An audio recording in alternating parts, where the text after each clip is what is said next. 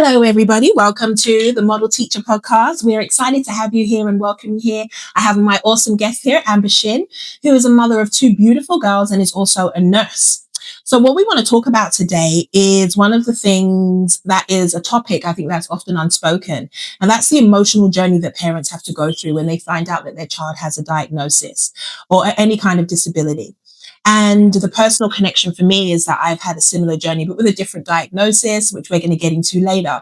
But what a lot of parents don't know is there are 5 stages of grief that you go through when you find out that there is something about your child that you weren't expecting, whether it's a learning disability, a developmental delay, a physical disability, or a major disability or some kind of syndrome. All of those things have to be grieved, and we're going to get into that. So Amber, thank you so much for coming. So happy and honored to be here. So excited. Such a blessing. I love you. One of my faves here. We've been through some things together. Such a big part of my journey. So this is so exciting. Oh, I love it. I love it. So Amber, tell us a little bit about your story, because you've got 2 beautiful girls. I do. And one of them was diagnosed with Down syndrome. Yes, my Addison. So I have 2 girls. They're 17 months apart. My Millie, who's 3, and Addie, who's 2. She turned 2 in February. We found out when I was 11 weeks pregnant, actually. Wow. So you found out really soon. I did, through the NIPT testing, prenatal testing, which it's a crazy story because I was only doing that test to find out her gender. And so I thought they were calling me. I did the same test. Yes. I thought they were calling me to tell me boy or girl. So I'm like, hello. And it was the doctor and not like the receptionist. So right away, I thought they were going to say it's twins. Oh. I know. I was like, uh-oh. So then I knew right away something was off. And she was like, do you have a minute? You came back positive for trisomy 21, which was I was very flabbergasted.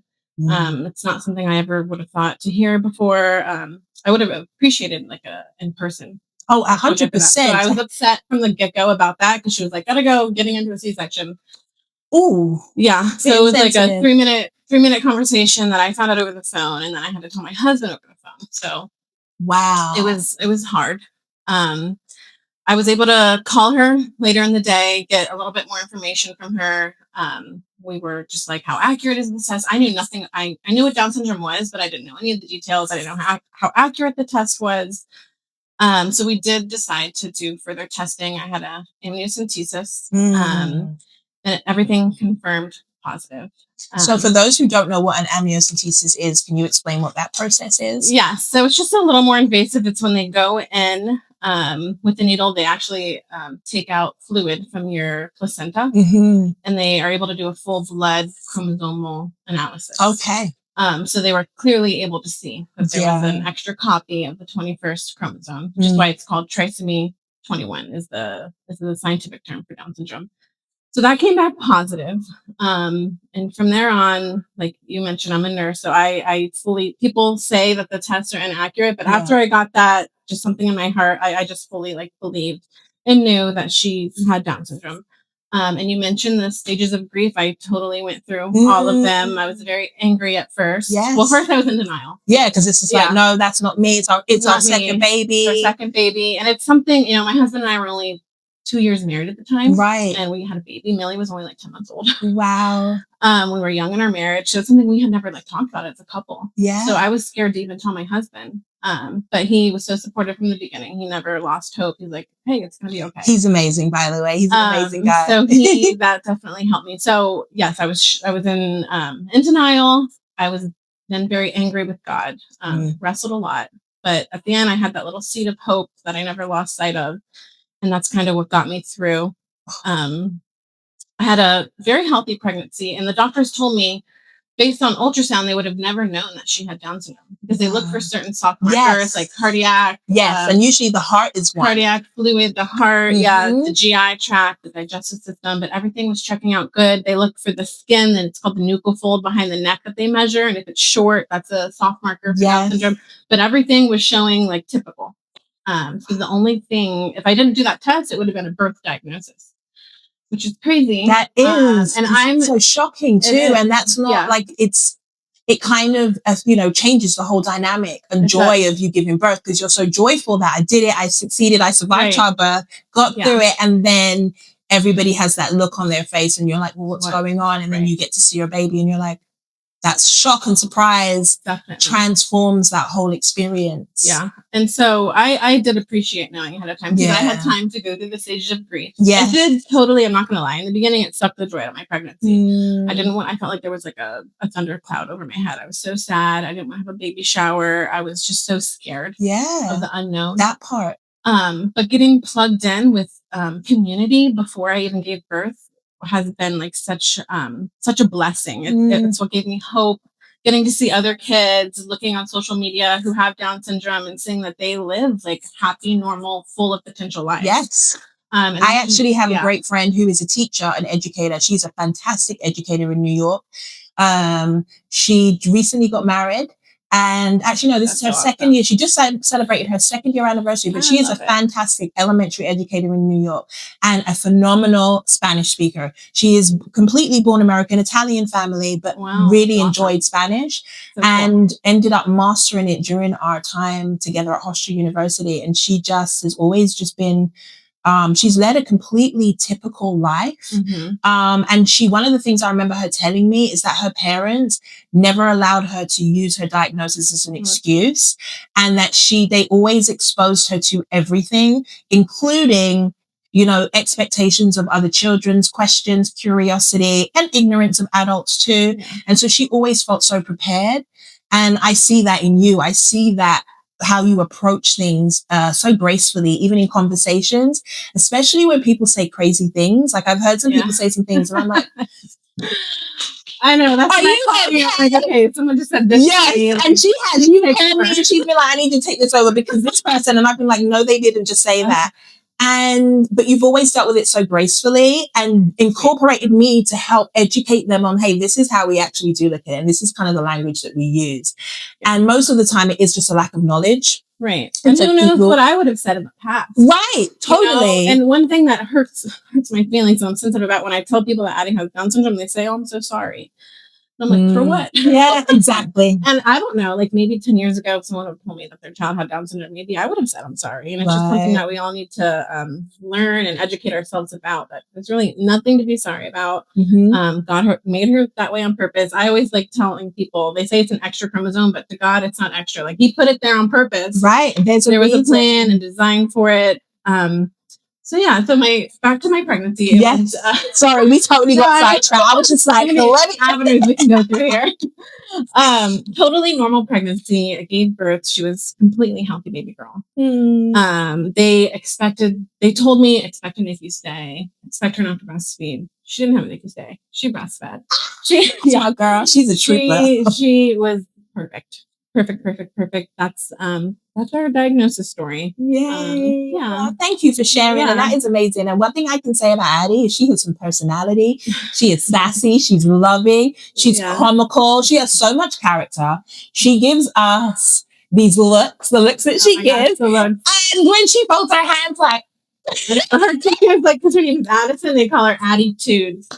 I could totally see that, but she is. I'm really there, but I just love them. I adore them, and I've been so blessed to be part of your family in this journey. You're such a blessing. You've been a part of her journey from the beginning. I was just looking at that video on my way here. Actually, she was like 5 months old, not even sitting, and you were helping her. Yeah, she was in the infant room. Yes. Oh my goodness. Oh my precious. No. But one of the things that you did as well was you were really, with a diagnosis, when a baby is diagnosed early on with any kind of disability, learning delay, developmental delay, usually the pediatrician or hospital will activate some therapies, right? It's usually some kind of early intervention. Absolutely. Did you have that for Addison? Because I know that at the beginning, it seemed a bit, I don't know, when I met her and when I met you guys, it didn't seem like they were necessarily doing the physical side. They weren't. Okay, so I feel when I got that diagnosis, they should have told me at the OBGYN office. Like they should have referred me to early steps to get a diagnosis like that. Like that should be first and foremost. If not, then at least the pediatrician. 100%. So my mother-in-law is actually the one who told me about early steps and referred us. She has been an ESC teacher for 25 years. She lives in Texas now, but she came and visited once Addie was born. And she was like, hey, like, when is your early step starting? I knew nothing about it.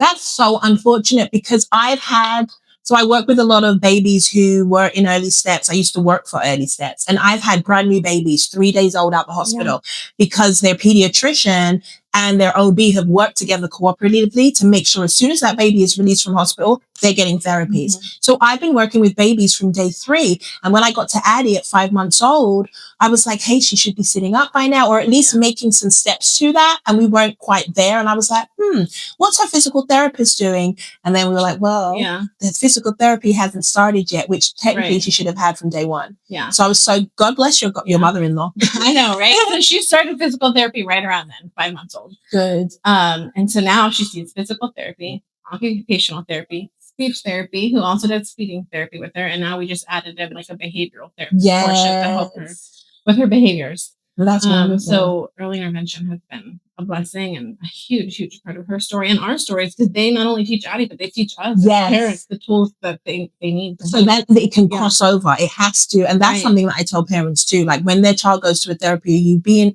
paying attention, being intentional in the session, but also is the therapist sharing with you and really giving you not just progress, but strategies that you can use at home, because you want it to transfer. Early intervention has been a foundational part of Addie's whole story, and she's still in it now.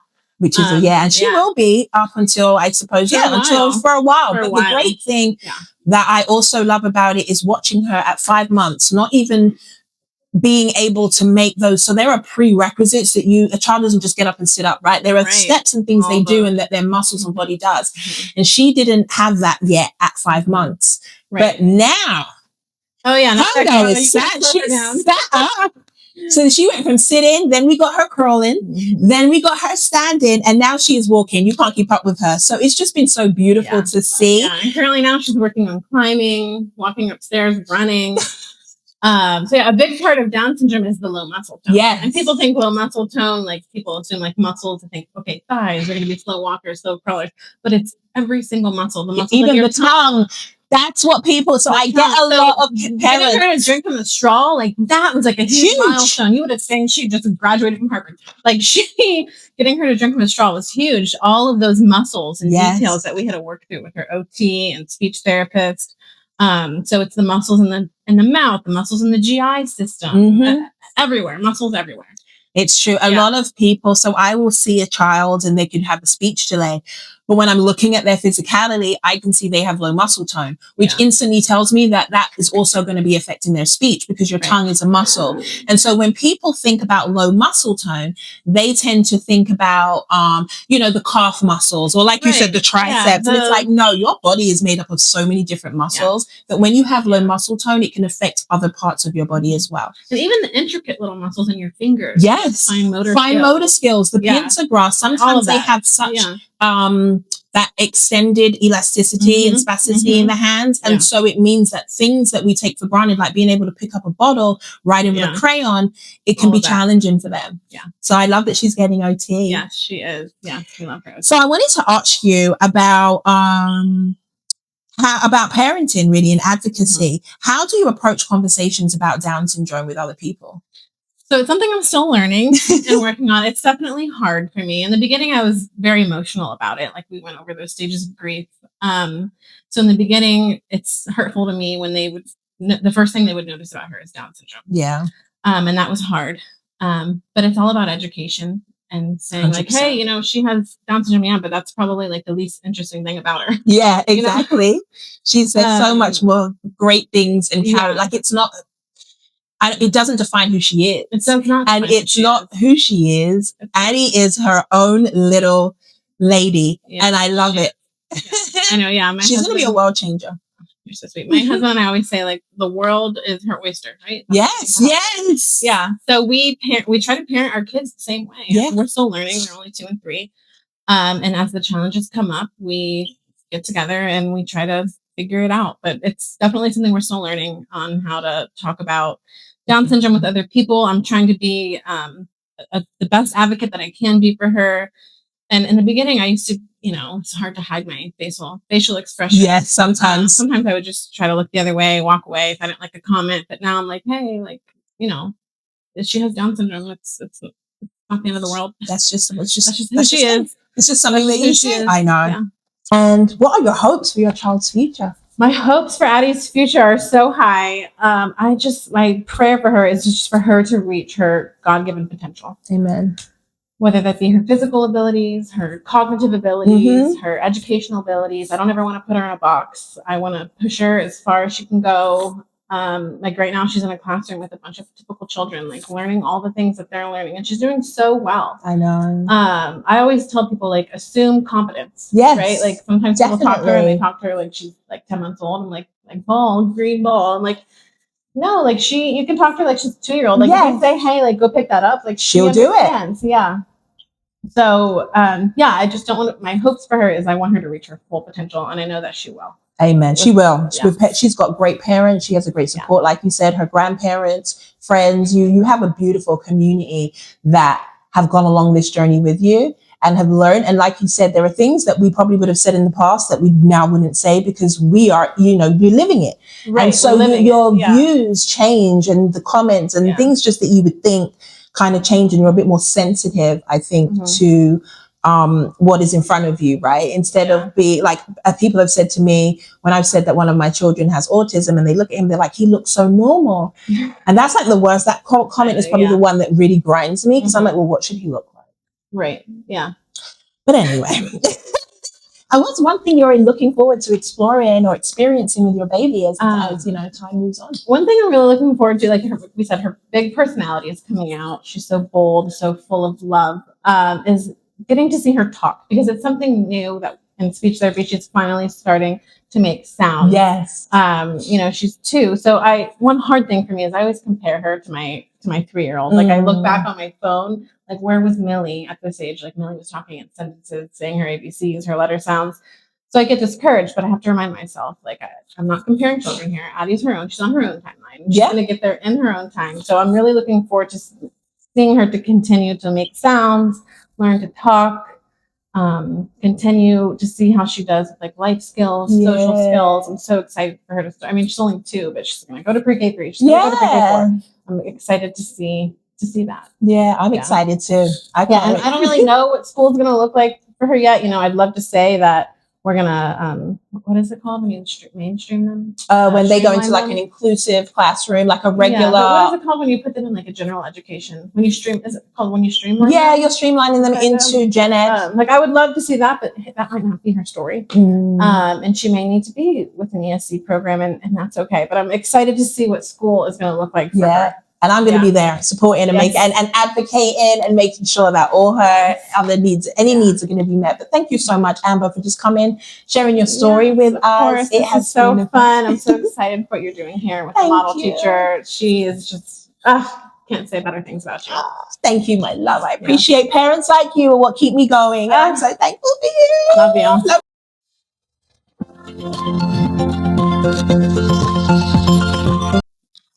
So we have the 5 stages of grief, and a lot of parents go through those 5 stages of grief when they hear that their child has a diagnosis or may have a diagnosis. When their parent senses that something is different, those are times that activate those 5 stages of grief. And that first one usually, or one of them, is denial, because at first you don't want to hear it, right? You don't want to know that this is true. You don't want to face that your child could be different than what you expected your child to be. And that is a natural response to trauma, right? To be in denial. This isn't happening. This is not going to be my reality. And so sometimes people in that denial will seek second opinions. They'll even research cures. Is there a cure for my child? What is the cure for autism? What is the cure for ADHD? And, meanwhile, again, that's part of that stage of them going through denial. And then there's anger. There's that frustration. There is that why me? There's that questioning God, if you're a believer, or questioning what you did wrong, that self-blame and that frustration. And sometimes the anger can come out even in your relationship, right? A partner might blame one or the other. And different cultures also respond differently to the diagnosis and to there possibly being something different about their child. And that anger can then cause an issue in their relationship, and they can have anger towards other people, even anger towards the professionals that could be trying to help. That's completely normal. That's just one of the stages of grief that you are going through. Then you've got the bargaining. If I do X, then Y will happen, right? If I pray more, God can fix this. If I go out less and socialize less with friends, we can cure this. If, and trying to do that life bargaining where you're trying to activate what you want by sacrificing something else that you enjoy. And that's, natural, even though those things sound unrealistic. At the same time, when you're in that 5 stages of grief, you are going through all of those very real things. And then you have depression, where you're grieving the future. Because instantly, when you find out that you're expecting a child, even if you're expecting a niece or a nephew, the uncles, the aunts, the grandparents, the parents, they get an idea of what that child is going to be in their head. They start wondering, is my child going to have my eyes, my nose? Is he going to have dad's feet? Is he going to have my mum's lovely hair? Are they going to have the birthmark that some of the kids in the family have? And you already start envisioning what that child is going to look like, questioning and wondering.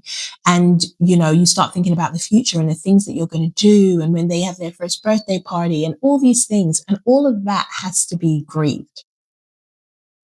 And sometimes with that comes that depression, the isolation, and that sadness of wondering what could have been and wondering what is it going to look like now. It's a fearful territory for a parent, because I don't know what this is going to look like. So while you are grieving, you're also fearful of what the future holds. You're fearful of how your child's going to be treated, how you're going to be treated, how you're going to be seen. And then lastly, that last stage finally is acceptance.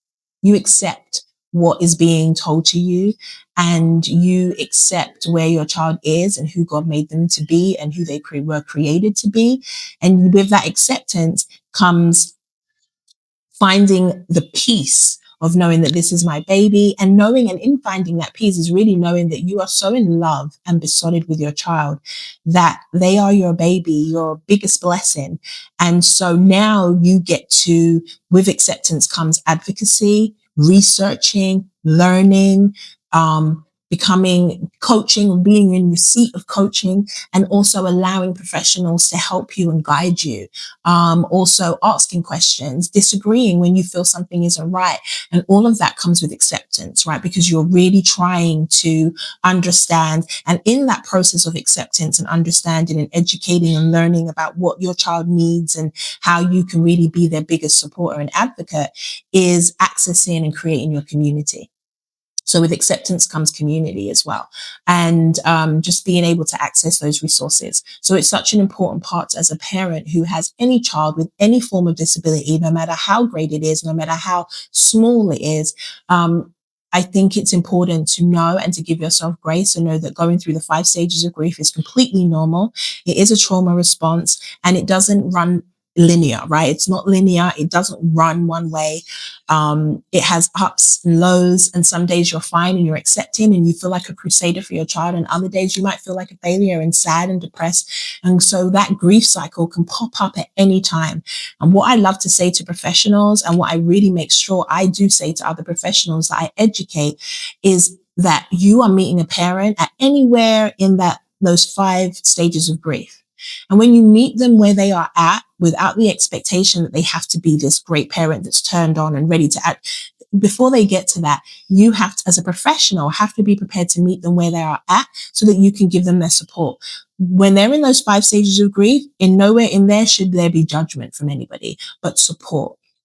I've had parents who have completely cursed me out because they've been like, oh, you don't know what you're talking about. And they are. And I just look at them and I'm okay. And sometimes I'm like, can I give you a hug? And the response could be the breakdown of tears, because even through their anger or frustration, I've seen the need for support. I've seen the need for love and kindness.